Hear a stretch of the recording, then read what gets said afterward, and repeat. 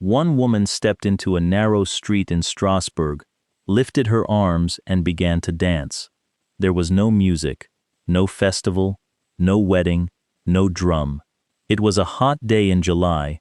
The year was 1518, and the cobblestones outside her half-timbered house were the only stage she had. Her neighbors watched from doorways and windows, expecting her to stop. She did not stop. She danced through the afternoon and into the dark.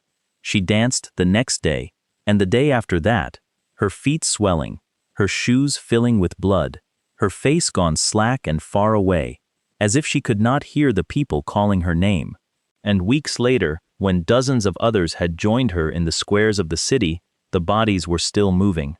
Her name, as far as the records remember it, was Frau Trophia. The first name is gone. The woman herself is gone, swallowed by 5 centuries. But what she started in that street is one of the strangest events ever written down in the careful, ink-stained books of a European city. Within a week, more than 30 people were dancing beside her. Within a month, by some counts, around 400 men and women were caught in the same compulsion, dancing without rest, without joy, dancing until they collapsed. And the people in charge of the city, the priests and the physicians and the men of the council, looked at this and made a decision that is almost impossible to believe. They decided the cure for the dancing was more dancing. They cleared halls, they built stages, they hired musicians, they paid for it out of the public purse, and the dying got worse. This is the story of the dancing plague of 1518. It is not a legend.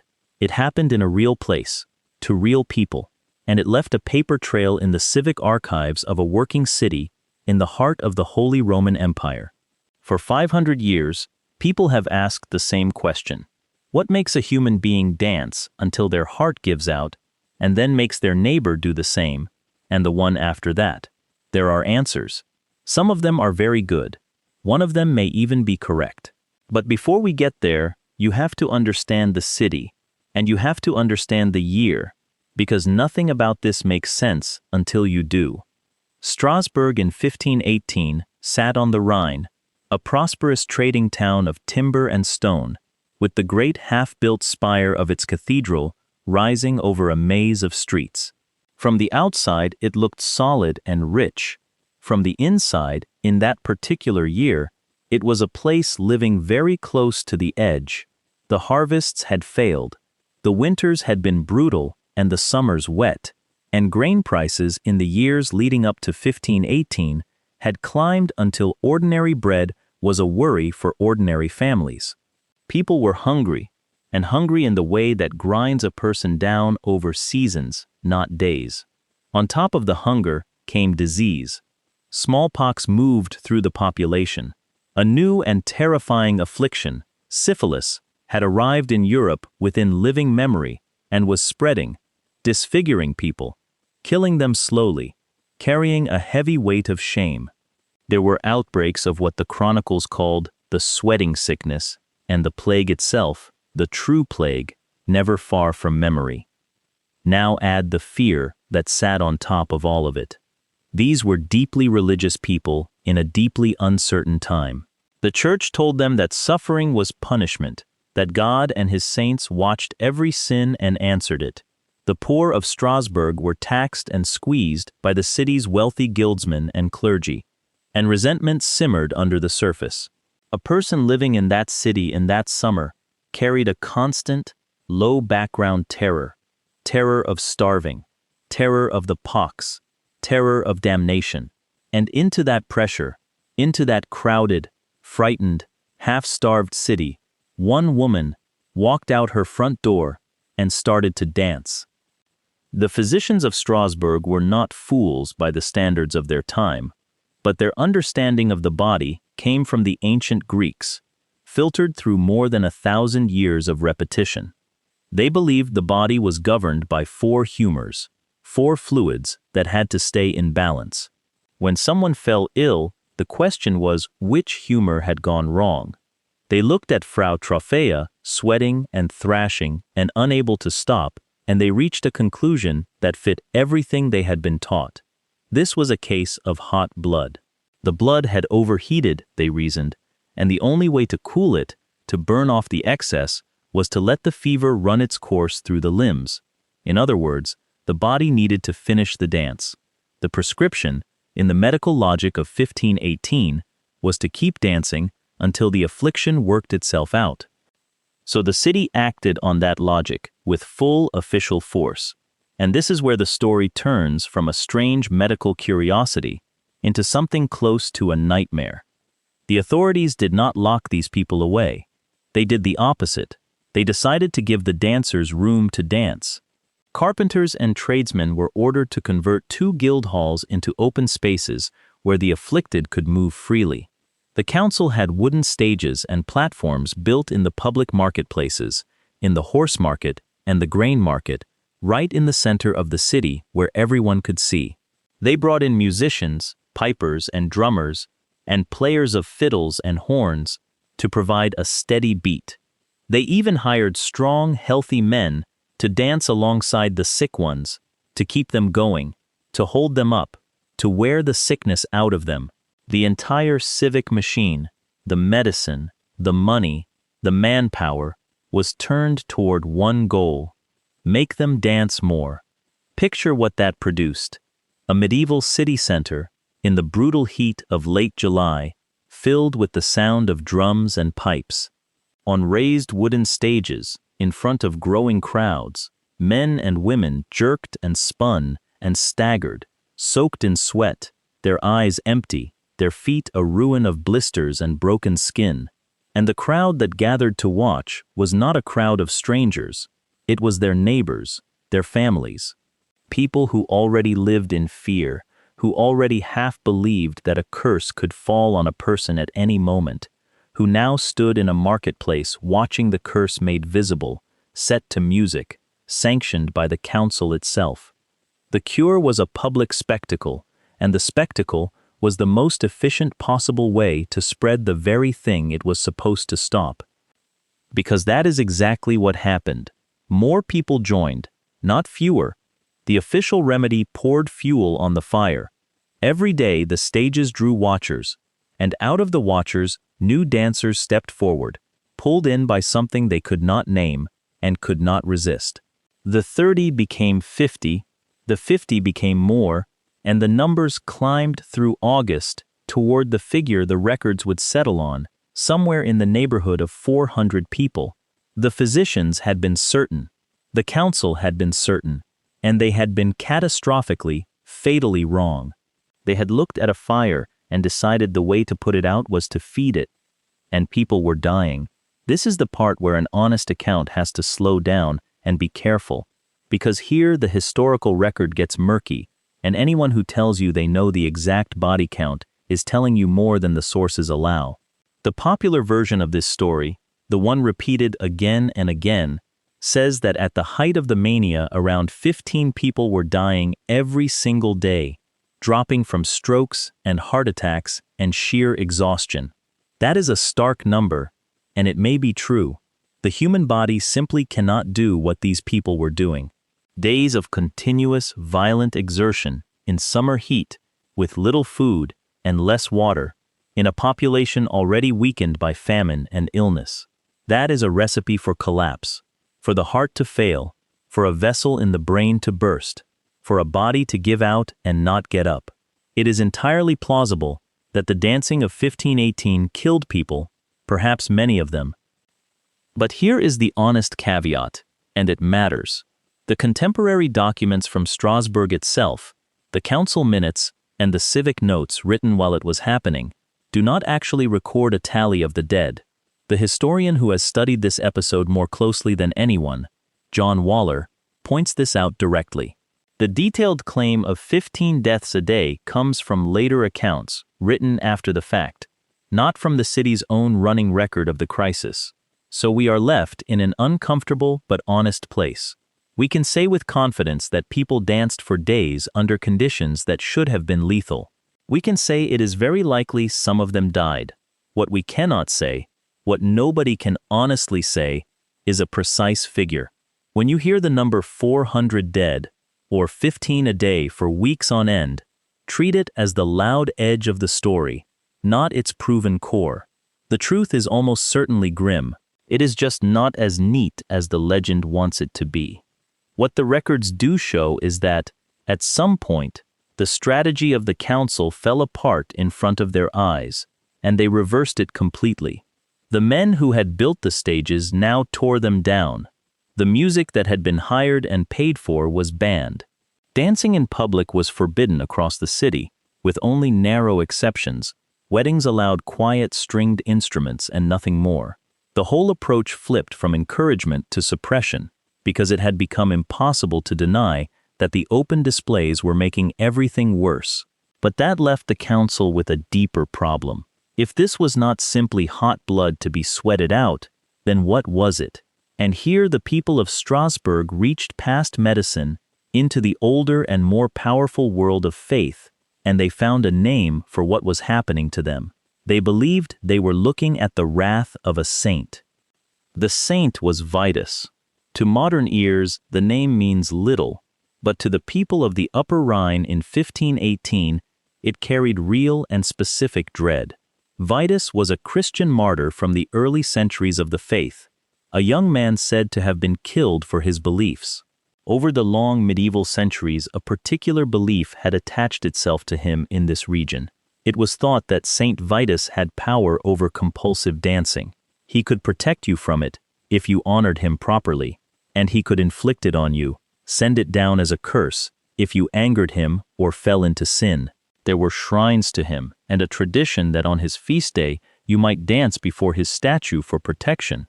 To a frightened, guilt-soaked population, the dancing sickness was not a mystery at all. It was Saint Vitus, reaching down to punish the wicked and warn the rest. The dancers were not random victims.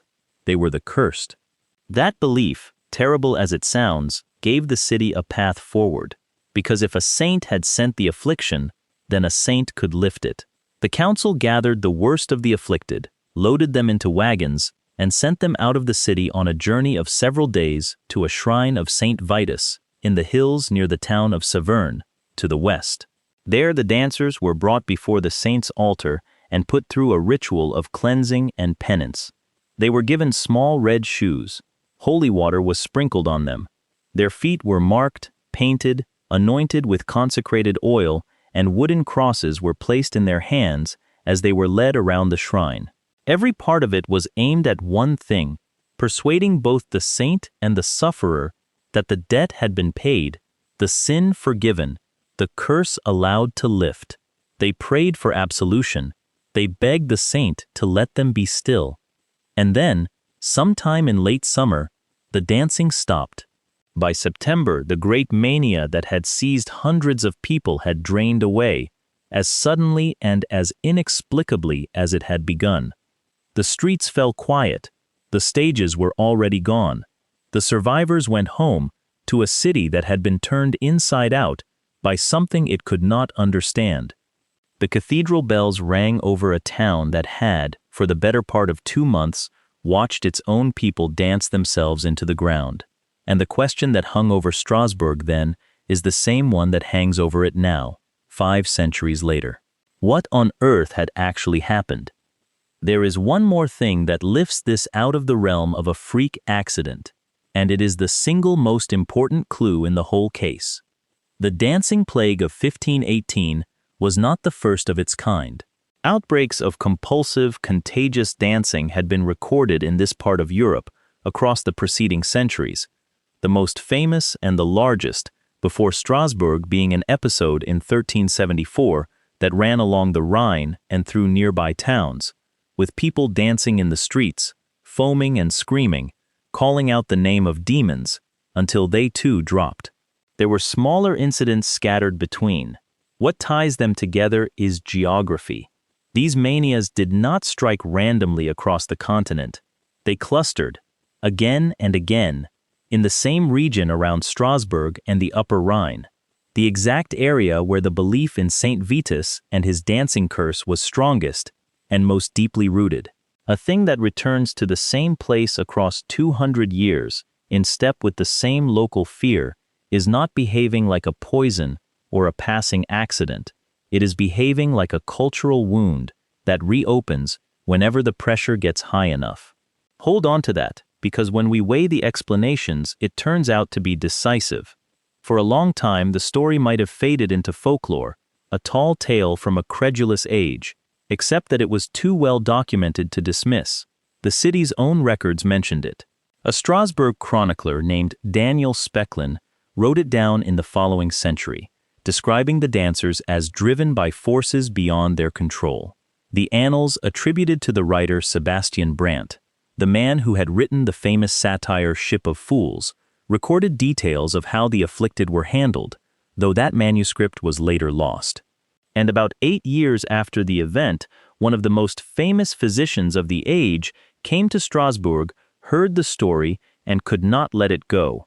His name was Paracelsus, a brilliant, abrasive, restless thinker who threw out much of the old Greek medicine that everyone else still followed. He was fascinated by the dancing.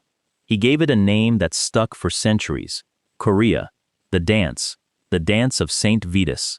And in his blunt way, he rejected the idea that any saint had anything to do with it. To Paracelsus, this was a disease of the mind and the imagination, made worse by ignorance and superstition. He was reaching, in the language of his own time, toward an explanation that would not be fully voiced for hundreds of years.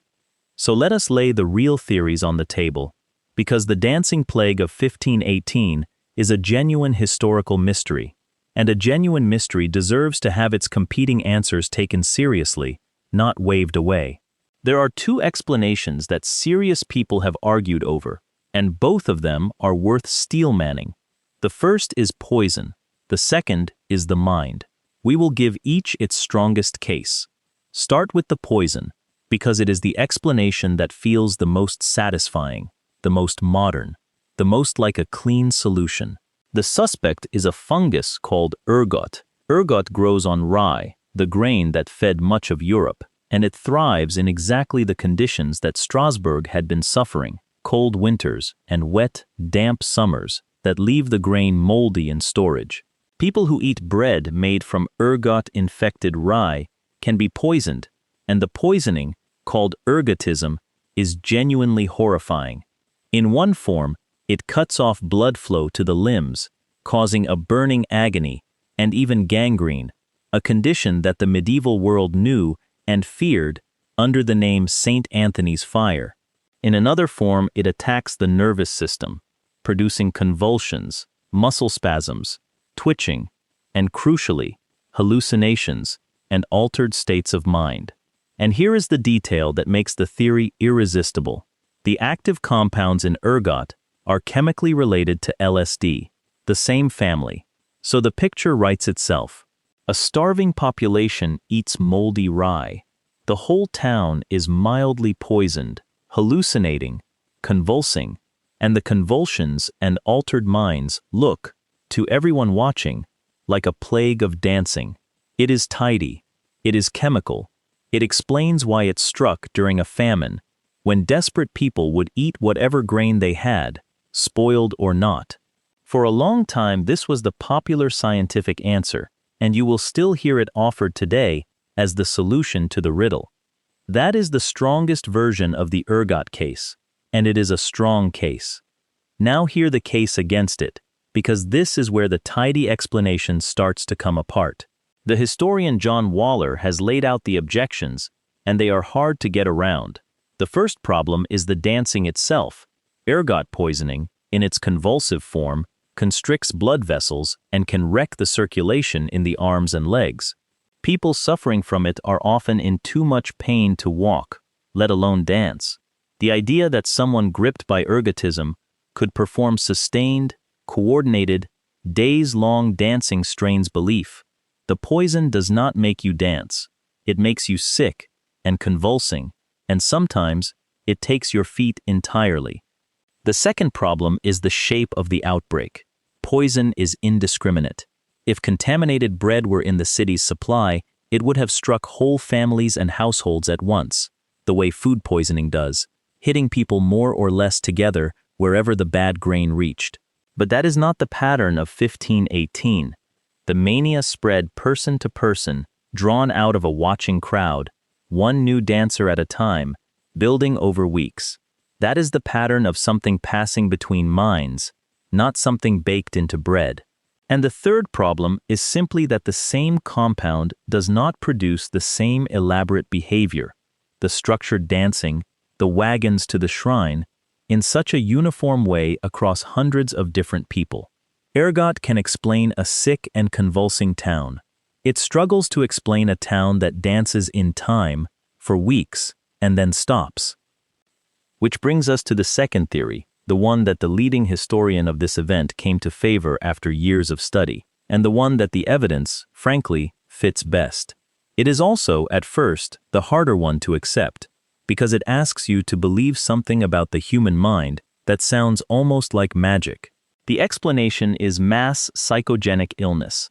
In plain terms, it is the idea that under extreme and sustained stress, a group of people can fall into a shared physical affliction that has no germ and no poison behind it at all, an illness generated by the mind and spread by suggestion through a community primed to expect it. We have a cruder old phrase for it, mass hysteria, but the modern understanding is more careful and more humane than that phrase suggests. It is real, it is documented in our own time, and John Waller argues that it is the only explanation that accounts for everything that happened in Strasbourg. Here is how the case is built, and it rests on three legs. The first leg is the stress, and we have already walked through it. This was a population pushed to a psychological breaking point, ground down by years of famine, terrorized by smallpox and the new horror of syphilis, squeezed by their rulers, and convinced by their faith that all of this suffering was deserved punishment from on high. Waller describes the dancers as people whose minds had been turned inward and thrown about, in his phrase, on the violent seas of their deepest fears. That is the soil. Despair, hunger, dread, and shame, all of it building for years with no release. It is worth pausing on just how cornered these people were, because the stress was not a vague mood. It was specific and it was structured. The grain crisis meant that the price of survival itself had climbed beyond what a laboring family could reliably meet. And in a city like Strasbourg, the people who controlled the bread, the grain stores, the trade, the rents, were the same wealthy guilds and clergy who sat above the poor and grew no leaner in a famine. There was a real and bitter sense, recorded in the tensions of the age, that the suffering fell on those least able to bear it while those above stayed comfortable. Add the constant funerals from disease, the rotting fear of the pox, and a religion that told you every misfortune was the bill for your sins, and you have a population not merely unhappy but trapped, with no outlet, no relief, and nowhere to put the pressure. People in that condition do not simply grumble and carry on. Something has to give, and in 1518 it gave through the body. The second leg is the belief, and this is the part that makes the dancing specifically dancing. The culture of the Upper Rhine handed these terrified people a ready-made script. They already knew that Saint Vitus could strike a person down with uncontrollable dancing. The fear of it was a real and present thing in their minds, passed down, talked about, half expected. When stress reaches a certain pitch in a person who fully believes that a particular curse is real, the mind can deliver exactly that curse. The expectation becomes the symptom. Waller points to a piece of evidence that is hard to argue with. This was not the first time. Outbreaks of compulsive dancing had happened before in this very region, most notably a large one back in 1374 along the Rhine. And the dancing manias of medieval Europe cluster heavily right here, around Strasbourg and its neighbors.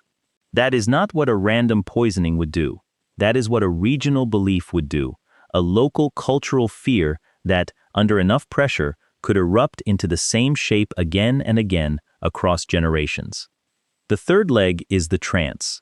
When the affliction took hold, witnesses described people who seemed genuinely not in control, who could not stop even when they wanted to, who danced with vacant faces as if their conscious minds had gone somewhere else.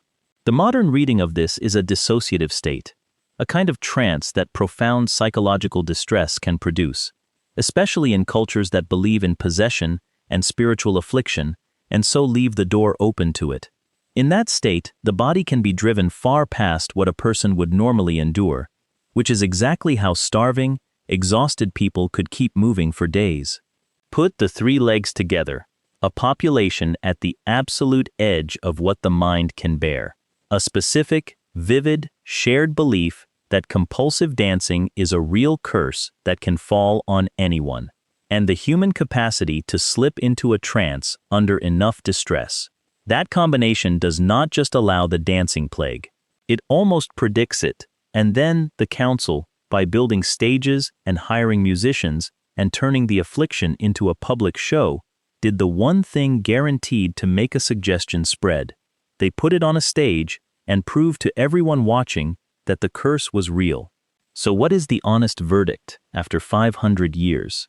It is this: we cannot resolve every detail, and we should not pretend to. We do not know Frau Trofia's first name, and the exact date her dancing began is itself a reconstruction more than a certainty. We do not know how many people truly died, and we should be honest that the famous figures may be exaggerations layered on by later retelling. Those things are lost, and dressing them up in false precision would be its own kind of lie. But the central question, the why, is not unanswerable. Weighing the two theories against the actual evidence, the poison explanation cannot carry the weight. Ergot does not make people dance, it does not spread by watching, and it does not strike the same region in the same way across 2 centuries. The stress explanation does all of that. It fits the famine, it fits the disease, it fits the local belief in Saint Vitus, it fits the way the mania spread person to person out of a crowd, it fits the trance the witnesses described, and it fits the maddening, telling fact that the city's own cure made it worse. The most likely truth is that the dancing plague of 1518 was a real physical event with no physical cause, an illness summoned out of the human mind by terror and belief, in a city that had reached the end of what it could endure. That is not a cop-out. It is a harder and stranger answer than poison, and it is the one the evidence keeps pointing to. And that is why this story refuses to stay buried as a medieval curiosity, because the thing it reveals about us did not die in 1518. We are not so different from those people in the street. We carry the same machinery in our skulls, the same capacity for fear to leap from one person to the next, the same way a belief, once it grips a frightened crowd, can produce real effects in real bodies. We have seen our own versions, smaller and stranger, in our own lifetimes. In factories and schools, sudden waves of fainting or twitching, or illness with no germ ever found, spreading through people under pressure who all share the same dread. The dancing plague is the most extreme and most haunting example we have. But it sits on the same spectrum as things that still happen now. The panic that empties a market, the rumor that makes people sick, the way a crowd can feel and do as one body. The line between a healthy mind and a mind swept away by collective fear is thinner than we like to believe, and it has always been thinner in the dark, when people are hungry and afraid and certain that something is coming for them. So the next time you read about a strange affliction racing through a town with no cause anyone can find, or watch a fear catch fire across a population faster than any fact can put it out, remember the woman in the Strasbourg street, dancing alone in the heat with no music, until the whole city was dancing with her, and the men in charge built her a stage. She was not cursed by a saint, and she was not poisoned by her bread. She was a person at the breaking point, in a world that taught her exactly which way to break, and her neighbors broke the same way because the human mind, then and now, is far more powerful and far more fragile than we ever want to admit. If you want more forgotten stories like this one, the true ones history left in the dark, you know what to do.